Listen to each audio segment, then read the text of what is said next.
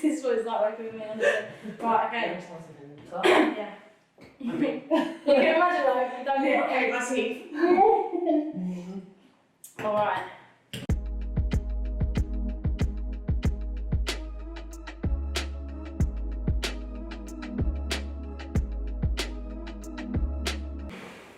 Hey guys, welcome back to Food Consultancy. I'm Ellie. And I'm Lauren. And we are here joined again by Vicky Newbold, the nutritionist for AFC Wimbledon Football Club. Vicky, how are you today? I'm good, thank you. Good.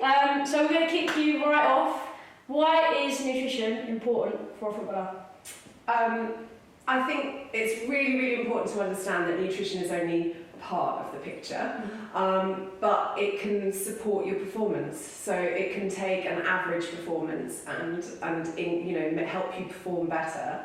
And there's a really, really great quote which I love, which is, nutrition or food can't make an average athlete great, but bad nutrition or food can make a great athlete average. Oh, I like that. That is good. So it's only going to support you as a player. So how talented you are, how fit you are at the moment, it's only going to help you increase where you currently are. Right. But if at the moment you feel like you play pretty well, you recover pretty well, you feel pretty good, the question is, could you feel better? Could you play better? Could you recover better? And there's lots of research out there that proves that certain nutrition strategies will improve strength, they'll improve speed, they'll improve endurance and recovery. So if you get it right, you can definitely help yourself really get those extra sort of percentages of gains. That's brilliant. Yeah, I mean, we, as I said in the other video, we were lucky enough to have a session with yourself, and I think that was the first time, certainly in my career as a footballer, I had ever received any tailored nutrition advice. And similar to what you said, I thought I was doing pretty well, but when I started to implement the changes, I could certainly see the difference, particularly in like the mental side of it. A lot of the people who watch our videos are kind of grassroots footballers, probably don't have access to a nutritionist or nutritional advice. Where would you suggest they start out, or what advice could you provide to them? I think probably for everybody, regardless of the sport that they're involved in, and actually even if you're not really involved in sport, if we all followed some of the really, really basic, simple, healthy eating guidelines that are out there, that would go a long way to giving us a good kind of foundation. So, it's eating a balance of foods, it's eating lots of fruit and vegetables, it's drinking enough water, that kind of thing. But when it comes to football, one of the most important things really that we look at is fueling, and a lot of people underfuel, and they don't fuel with the right foods at the right time. So probably most people, one of the first things I'll do is encourage them just to eat more, but to time it around their games or around their training sessions. So that's probably the first step, is just make sure you're eating enough and you're eating a broad range of foods. Yeah, I think that's definitely something myself and Lauren have discussed a lot, is trying to work out the best time to eat before a game / training, and the amount and what's the best thing to have. So what would you say is the best meal for us to have, so breakfast / lunch on a Sunday, 2 o'clock kickoff? Okay. Well, wow. I need to write this down. I mean, so when it comes to fueling for a match, it actually starts in the days running up to that match day. Okay. So it's not just about what you eat on the day itself, it's what you're doing primarily the day before. So we look at match day -1. So we'd be looking at getting you to increase carbohydrates intake. Okay. So that will be things like your sort of starchy grains, pasta, rice, noodles, bread, all of those kinds of foods. So you definitely need to start looking at that the day before. But when it comes to actually a match day, what we tend to do is sort of work backwards from kick-off time and advise that players have a pre-match meal, which is around sort of 3 to 4 hours before kick-off. So really the process that you need to go through is sort of look at when your kick-off is, work back to that 3 to 4 hours beforehand. And then with the 2 o'clock kick-off, your challenge really is, can you eat anything before that even?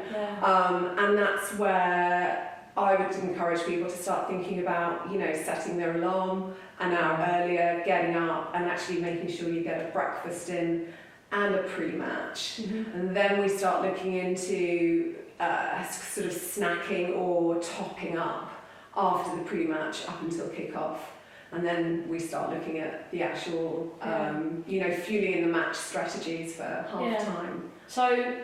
So, for example, if I wake up at 8 a.m. on a Sunday, you're saying you'd encourage me to eat pretty much as soon as I can, and then maybe eat again at around 11 o'clock? Yeah. Is that right? Yeah, and that's where you have to kind of sort of tweak things a bit. So with a 2 o'clock kick-off, let's say you go for 3 hours for pre-match. So that'll be an 11 a.m. pre-match meal.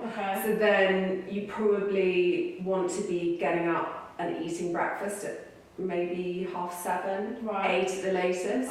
So that it's all about judging, you know, how big a gap do you need to leave between meals to be able to eat a decent sized meal. But that's also why we start looking at choosing our carbs, being sort of smart with our carb choice. So this is an example of where I'll say to people, don't choose the whole meal, granary bread. You know, have the white bread, have the white pasta, because they're lower in fibre, so they tend not to fill you up so much. So you prioritise some of the choices that might be seen, if they were made every day all the time, as a sort of unhealthier choice, but they're going to help you eat more, you know, quantity of carbohydrates. I didn't know that. Yeah. So you'd encourage me to eat white bread, breakfast, match day. Have a bagel. I mean, you know, have some white bread toasted with jam on it or honey on it, or, you know, and it will be, it's all those, it is actually all those extra little things like a bit of extra honey on your porridge or jam on your toast or your bagel. It's a really good time to have a fruit juice or a smoothie. You know, I wouldn't probably encourage drinking lots of fruit juices and smoothies the rest of the time, particularly if it's away from a meal because of dental health issues. It's a really easy way of getting lots of calories in and lots of carbohydrate calories. So again, it's a strategy that's just a bit easier to hit those targets. So just so I know, jam on toast for breakfast. Honestly, it's helping me so much. So jam on toast for breakfast, and then what would be the pre-match meal around 11 o'clock? So I mean, this is where you have to go by what you like to eat and what suits you, and what sits well with you. But you know, probably just some pasta, some rice. Although there's no reason why you can't have another sort of breakfast. I mean, I would eat breakfast for dinner. So if you were going to do something like that, then I would probably say, you know, have maybe porridge for breakfast. So even oats are obviously, you know, pretty good from a fibre perspective. They are a nice slow release, so they're, especially if it's in breakfast, it's the first meal in the day, that's okay. But the closer you get to the game, the more you want to be going for, you know, the carbohydrates that are easiest to digest. Because also the fibre will sit in your stomach for a bit longer. So some people sort of complain of feeling really full and not liking that when they play. And so just being smart around what you choose for carbohydrate sources can help manage that. So start with porridge with honey. And then go for some white toast and jam, have some fruit, milk, you know, fruit juices, smoothies, whatever helps you eat more carbs, really. And that's also when you can, you know, don't worry about veg in that pre-match meal. Don't worry about protein. Dare I say it? I'm on about protein. Probably the rest of the time. Protein is something that's really important to get in every meal, to get it regularly. But if you do it regularly the rest of the time, then it really doesn't matter if that pre-match meal has zero significant protein in it. I mean, pasta, there's still some protein in pasta. But don't worry about having a chicken breast next to it. If that means you eat less pasta, eat the pasta. Got it. Cool. That's really interesting. Sounds Put jam on your pasta. Maybe not. She very well may do. On telly, obviously, we see a lot of footballers using like gels and stuff like that. Is that something you would recommend in like the pre-match prep or during the match? I mean, so gels have their uses. They definitely have their place. They're formulated from at least 2 different sort of types of carbohydrate. Getting a bit sciencey, have a different way of being absorbed in the body, so it maximises the absorption in a short period of time. I would say gels are best used for sort of pre or post warm-up and half-time. You should hopefully be able to get your carbs from food the rest of the time. I mean, personally, I take a food first approach, and I think that's how any nutritionist, even working outside of sport, should be looking for, can we get this from food? Because when you get it from food, there are lots of other benefits that you'll get from that, and also they're expensive. And also they're a supplement, and that's where you have to start thinking about making sure it's informed sport approved and that you're not risking an anti-doping violation, whole other topic. But gels are really good. They'll give you about 22 grams of carbs in a really quick to eat, easily digestible form. They're popular because so many people do manage to kind of consume them easily with no real kind of feeling of fullness. Interesting. One thing that we discussed as well for a long time. Getting all questions I know. Is there a difference between what a male footballer should eat and a female footballer should eat? I think that's a really, really interesting question, and I think at the moment, probably there isn't enough evidence to say that it needs to be a different, that there's a different requirement or that there should be a different type of diet. I think the really important thing to think about is, and this is the same for any kind of individual or even when you're working across a team, is there something about being a woman and having a menstrual cycle and being at a certain stage in that cycle that might make her choose to eat in a certain way that will influence her performance. So it's less that you would recommend that they eat something different. It's more thinking about the practicalities of what's influencing her food choices. Because if you think about the times that you cycle when, if you get really bad headaches, if you feel really bloated, are you going to think, I really feel bloated right now, so I really don't want to eat those carbohydrates because I already feel really bloated and uncomfortable. So the last thing I want to do is eat a big meal. So then it's about working with that individual and educating them to understand that the two are not sort of related. It's the kind of menstrual cycle that's giving them that bloated feeling, and that there are then the risks of kind of underfueling if they're avoiding, and if it's happening regularly, let's say every month there's a week where they're perhaps underfueling for training, underfueling for games, they could be increasing their injury risk.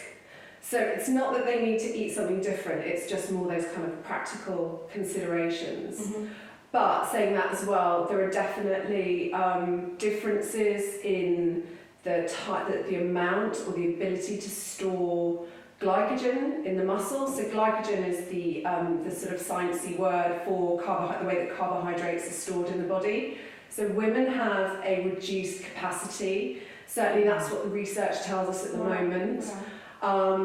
There isn't enough understanding about what's causing that. Obviously, if you have less muscle mass, you can store less carbohydrate. So again, you might be looking at encouraging women to really make sure they're fueling well. And we tend to burn fats a bit more easily, we tend to burn carbs a little bit less predominantly than men at certain levels of exercise. Okay. So there are considerations there, but right now the recommendations would pretty much be the same. You just need to take into consideration the individual, really. That's really interesting to hear that, and kind of hear about the lack of research there as well. So I'm sure that's an area we'll see developing, like Massively. Yeah, I hope so. It's interesting. I mean, if we go back not that long ago, sport wasn't for women, was it? You know, it was going to, you know, affect our childbearing capacity or something like that. Women were banned from playing football. Yeah. It was ridiculous. And the science has always focused on researching men and male athletes. Partly because they've said, oh, you know, researching women, dealing with the menstrual cycle, it makes it too complicated, so let's not look at it. And I've done research myself, and I had to think about this, you know, was I going to exclude women from my research project? But more and more they realise that, you know, a lot of the evidence that we use to inform the recommendations we make in nutrition and sports science generally, the research is based on men, and women are not just small men. So, you know, there needs to be a lot more work done, but hopefully it's happening. Definitely. And just talking there about individual athletes and their needs, obviously we're currently during Ramadan. How do you support an athlete that is observing Ramadan? Again, a really interesting one to deal with. Again, it's very much about working with that individual and understanding what their fasting practices are like.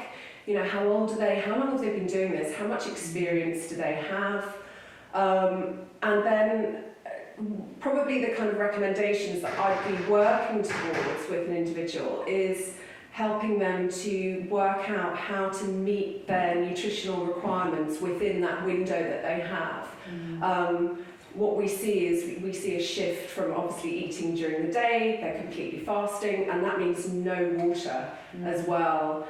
So it's obviously a huge stress on their body. It will affect their ability to perform, especially if you're working in a team sport. You can't just shift that training in the evening, because in an ideal world that's probably what you would do, is you would have training much later in the day so that they could train and then break their fast. So it's about looking to making sure that their needs can be met within that kind of, you know, sunset to sunrise period of time. Sometimes that's recommending that they make up a carbohydrate protein smoothie, set an alarm for the middle of the night, drink it, go back to sleep. And sleep is actually you know, one of the main factors in terms of the sort of demands on a player during Ramadan. So be encouraging them to nap in the afternoon, to really reduce other activity, so that they're, you know, using up as little energy as possible. But yeah, it is a real challenge. But again, I think hopefully it's something that we're getting more understanding around, and hopefully we'll see some more sort of normality around it, you know, where we're able to sort of do things together, like break fast as a team, that kind of thing. Yeah, of course. Well, we saw that earlier on in the week, didn't we, with Crystal Palace against Leicester City. The referee was able to pause the game, so a couple of the Leicester players could break their fast, which was really nice to see. Another thing that's sort of on topic at the moment, and I think it has been in the last 3 or 4 years now, veganism. Now, I know Hector Bellerin, he's a very well-known vegan football player. He celebrates it a lot and encourages others to do so. Could you tell us a little bit about being a vegan and how that might help being a footballer? I think it's a really interesting one, because actually if you do a vegan diet really, really well and you eat a healthy vegan diet, because you can have a really unhealthy vegan diet as you can have a really unhealthy, you know, regular omnivore diet. But if you eat a really healthy vegan diet, that means that you're going to be having a huge amount of, you know, plant-based foods in your diet. And actually, typically what we see is quite a high carbohydrate intake. It's actually really beneficial for footballers, endurance athletes, that kind of thing. If you are strictly vegan, then there are some nutrients that you can't get from your diet that you will need to supplement. And I mean, that vitamin D is one, but that's one that everybody needs to supplement. Vitamin B12, and then iron is probably another one where you can get it from plants, but it's not as well absorbed. So it's just something to sort of be aware of. So it definitely can be a great diet to be on, but it tends to take a bit more planning, a lot more awareness and understanding of nutrition and of the sources of foods, and how to make sure that you really are sort of meeting your needs. And protein is one of those other considerations where, again, you need to just get a little bit more understanding as an individual of choosing specific types of sources of protein, how to combine them, that kind of thing. So interesting. Get the help of a nutritionist. Obviously, you shared in the other video that you tried a vegan diet very young, at like 13. We have a lot of parents who watch who are supporting athletes. At what age do you think they should be involving the kids in the conversation around nutrition? So I think definitely you should involve children as early as possible into the conversation around food. But I mean, I'm a parent myself, and so I've sort of got the practitioner perspective on this, and then I've got the parent perspective on this. I think one of the best things you can do is just involve them in eating good food, and maybe not teaching or talking so much about it. I know that I do this too much. You know, I'll say to my kids when they just eat one thing off their plate, I'll be like, well, you've not eaten any protein. And that's not really So I think one of the best things you can do is actually model the right behaviour. So actually, for you to eat a good, healthy, balanced diet, for you to fuel yourself, and to eat well, and to do that with your children, eat the same foods as them, encourage them to try new things. I would say that's a really great place to start. And then it is probably just encouraging children, particularly active children, to understand that they need to fuel their bodies, and that they've got very busy bodies, you know, and not only are they going out and playing football or doing other sports, but they're running around in the playgrounds, they're kicking a ball with their mates after school. And it's that constant activity, the energy expenditure of young children and sort of youths is astonishing sometimes. You know, they can be using up to like 4,500 calories a day. Again, it's very individual. It's really difficult to sort of give any kind of guideline to what a child should be consuming. But yeah, just encourage them to make sure that they are eating, that they are fueling themselves. And again, it's those basic things, fruit, veg, water. But yeah, I think involving children in developing skills in the kitchen and an interest, and actually for them to get involved in it, is one of the best things that you can do, really. Yeah. I think another thing that I'd like to know, as a female footballer, obviously I'm not even semi-pro or anything like that, I'm just part-time footballer. So I like to think I have a social life, and we talk about balanced diets. What advice would you give for someone like me who does want to stay nutritious and fuel myself enough for football, but also enjoy the social aspects of life? For example, going out and having a couple of drinks with my friends, maybe having the odd sort of cheat day if you like. What advice would you give me? I think that's the most important thing that you've actually identified there already, is that it's socialising. And so food is so much more than just nutrients and fuel. And it is how we socialise, and it's how we celebrate. And I think all those things are really, really important in everyone's life, even if you were, you know, right up at the top of the league. I think it is just about kind of looking at how frequent it is, and whether it's a couple of drinks or it's, you know, a litre of rum. I say a litre of rum because I'm actually quoting somebody recently who wasn't meeting their goals and was confused because they'd eaten a KFC, a pizza, and drank a litre of rum with their mates at the weekend. Not a footballer, not a female. But yeah, it's about just kind of looking at how frequent it is and the quantities, and then just kind of objectively looking at it and saying, okay, does this fit in with my goals? Yeah. You have a sporting goal, but you also have a life goal, right? A kind of social life. Yeah. And it's just being realistic about it. I think it's one of those things where, unfortunately, alcohol has zero benefits from a sporting perspective. So on something like that, I'd be saying, okay, can you choose something non-alcoholic the majority of the time? And then, yeah, go out and have a couple of alcoholic drinks occasionally. But probably alcohol is one of those ones where there's very little to be gained. So then I'd have to say, you know, how serious are you about your goals, and, you know, how can you make them fit in so that they're not, the behaviour isn't taking away from what you want to achieve. But I think from a food perspective, that one's probably much more easy to just kind of fit it in. You can plan for it.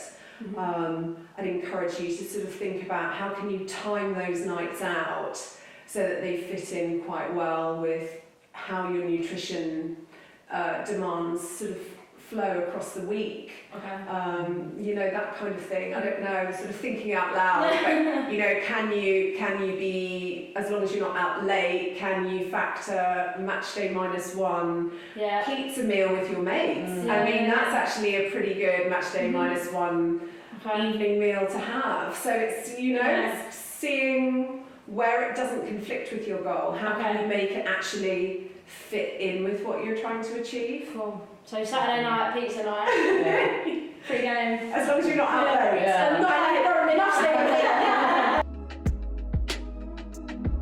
What we'll do now is we'll go to some questions from our viewers. So thank you to everyone who sent them in, and there's some really great ones here. A few we've covered, so we'll drop them off. But the first one up, Vicky, is, can I amend my diet to reduce injury risk? Okay. Yes, definitely.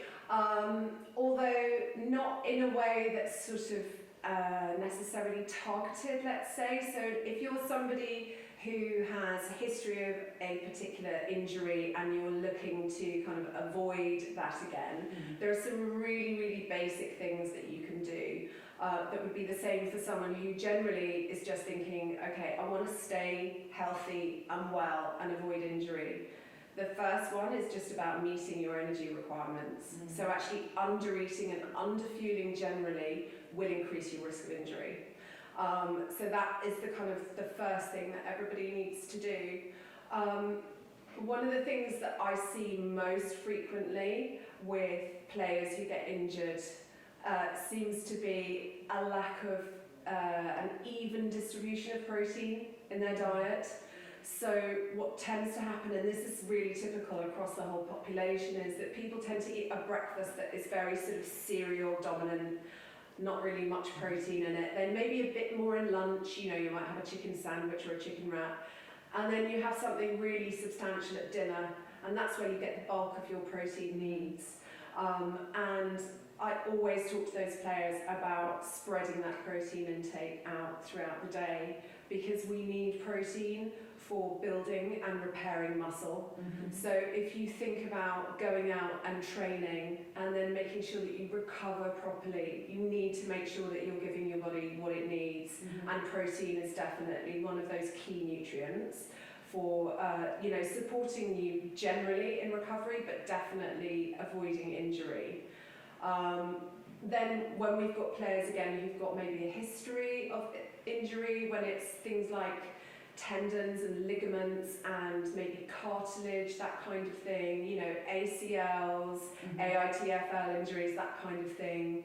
We do sometimes use specific supplements, but that's very much where we start getting into working really closely one-to-one with the player. So it's not something where I would sort of give a blanket recommendation.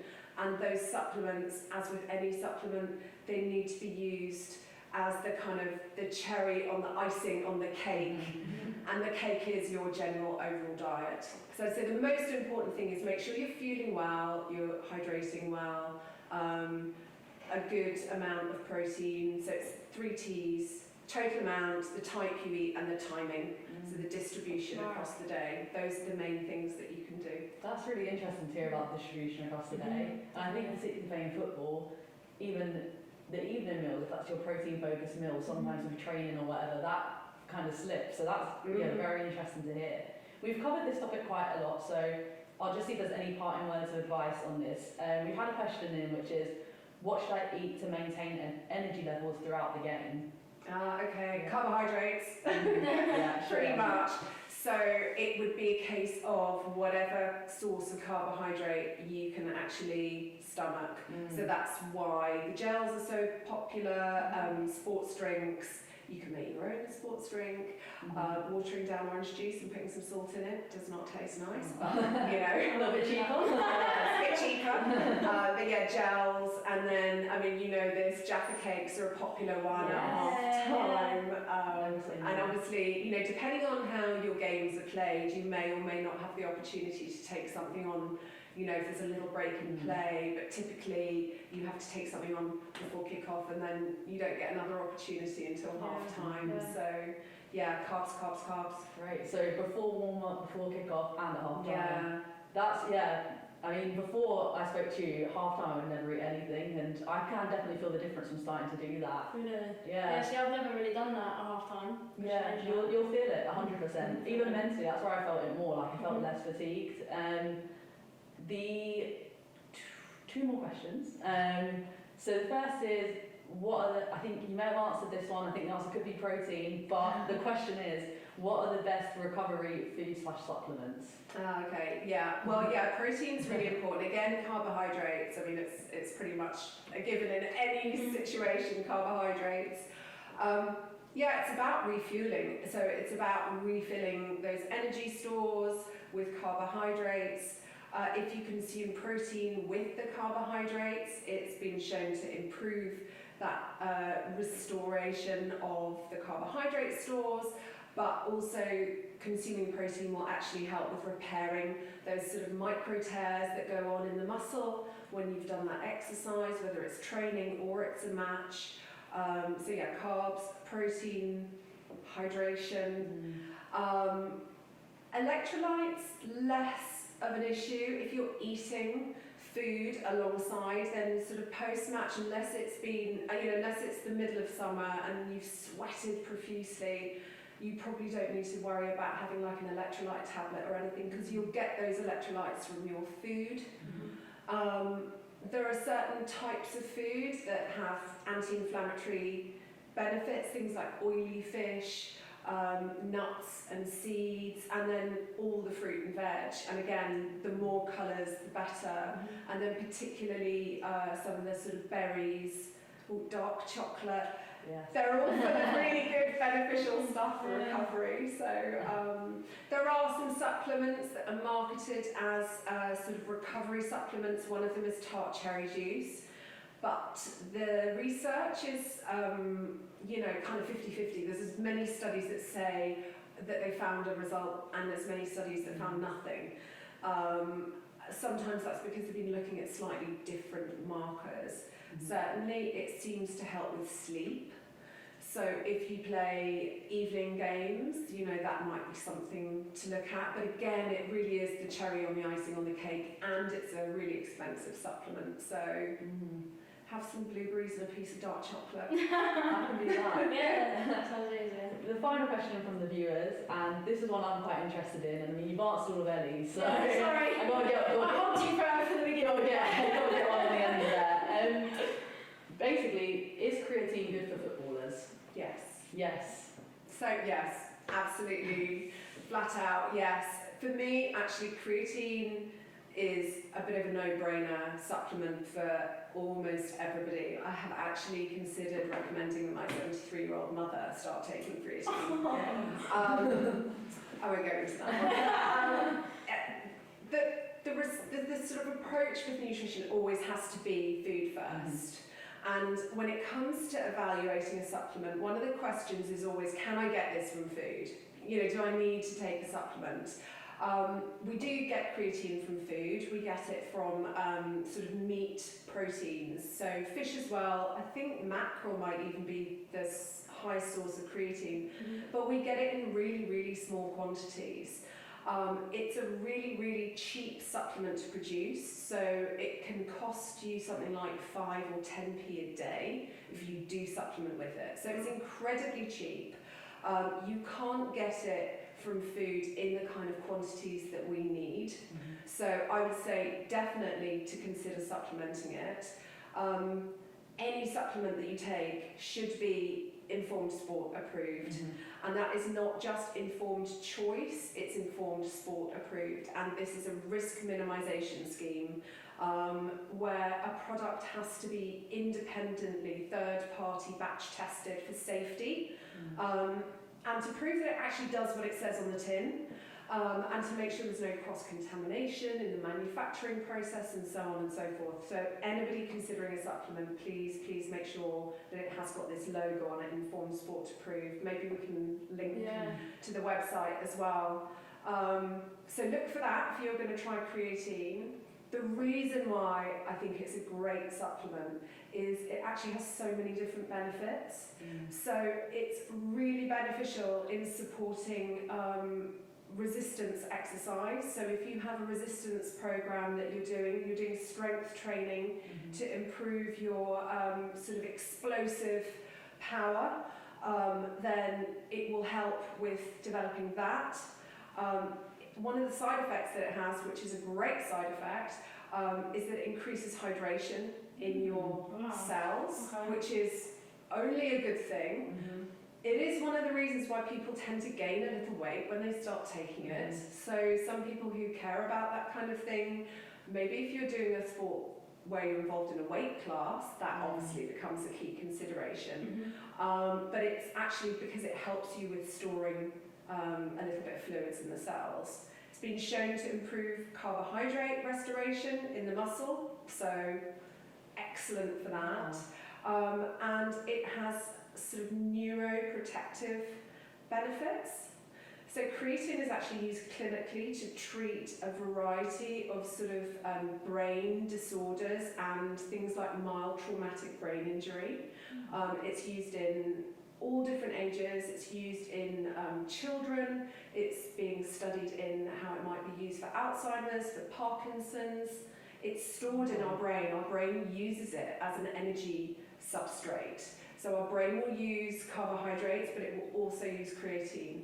And so for me, therefore, particularly in football, when you think about the risk of concussion, the heading of that ball, the clashes of heads against knees, hips, other heads, you name it, I think if you can take a supplement that's really cheap, really easy to take, and it's safe, and it might just help protect that very precious brain. It might help you with hydration. It might help you with sprinting, jumping. Take it. Wow. Sorry, that was a bit of a rant. No. I love creatine. Honestly, I've never ever taken creatine in my life as a supplement.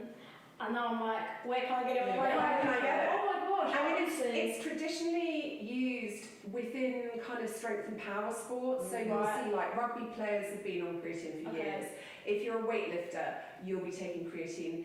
If you're a sort of like a combat sports person, you most likely will use it in your training. You probably come off it when you're cutting in camp for a fight. So it's sort of been less used perhaps in football, but more so now. So yeah, it's definitely. And actually, because we get it from meat and fish products as well, if you're vegetarian and if you're vegan, the amount of creatine that you're going to get from your diet is going to be really, really low. So even more reason to supplement with it. So is it something that you'd advise trying to have every day, and is it a pre or post-workout thing, or does it matter? Yeah, so when you buy it, it's a sort of tasteless, colourless white powder. There are different sort of ways of loading up with it or taking it, but generally you then go onto like a maintenance dose where you take 5 grams a day, roughly. And ideally you would take it after training with carbohydrate Okay. because the uptake into the muscle is better because it goes along the same transporter along with the carbohydrates. But it's one of those ones where if you forget to take it post-training, it doesn't matter, just take it anyway. You don't have to cycle off it, you know, you don't have to come off it for 2 weeks and then go back on it again for a set period of time. Just take it every day. I take it. That's really interesting, yeah. Honestly. Great. Lovely Great question, experience. great answer. Right, is that Yeah. one of our questions answered That from our is viewers? indeed. Well, I don't know about you guys, but I've learned a lot today. Vicky, thank you so much for your time. You're welcome, it's Honestly, been fun. yeah, I've learned so much. I'm definitely going to change my match day routine with what I eat and get some creatine into the diet. But guys, if you've got any more questions, any more burning questions for Vicky, then, you know, drop a comment in the comments below. Give her a follow on Instagram, Vicky Nutrition. You're very active on Instagram. Pretty Thank you, much, Vicky. yes. Yeah. Yeah, what I would say as well is obviously we could have talked for hours here. Yeah. There's so much to it, and that really is just the tip of the iceberg. So we'll also be linking Vicky's website where you do one-to-one sessions, one-to-one plans with athletes or anyone who really wants to improve or adapt their nutrition. So we'll link that below, and I'll really encourage you to go and check that out. Nice one, guys. Well, look, don't forget to like, comment, and subscribe, and I'm sure we'll see you again soon. Cool. See you That's it, later. guys. Thanks a lot.